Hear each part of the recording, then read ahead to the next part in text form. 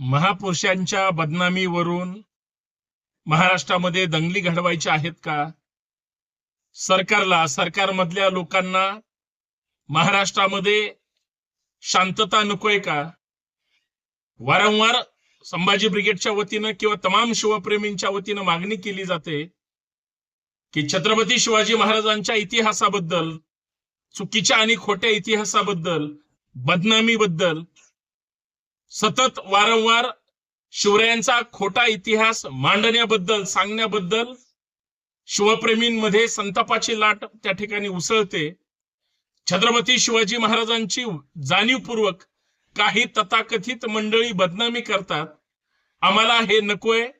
म्हणून महाराष्ट्राचं जे अर्थसंकल्पीय अधिवेशन सुरू आहे, राज्याच्या सन्माननीय मुख्यमंत्री आणि शिंदे पवार उपमुख्यमंत्र्यांना विनंती आहे की महाराष्ट्रामध्ये छत्रपती शिवाजी महाराज असतील किंवा इतर राष्ट्रपुरुष, महापुरुष यांच्या बदनामी प्रकरणी सक्तीचा कायदा त्या ठिकाणी अंमलात आणावा, लागू करावा. आणि जर कोणी बदनामी केली, तसं लिखाण केलं, तसं वक्तव्य केलं तर अशांवर राष्ट्रद्रोहाचा गुन्हा दाखल करून यांना कठोर शासन करावं.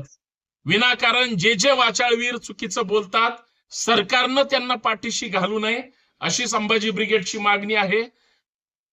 अर्थसंकल्पीय अधिवेशन सुरू झालेलं आहे.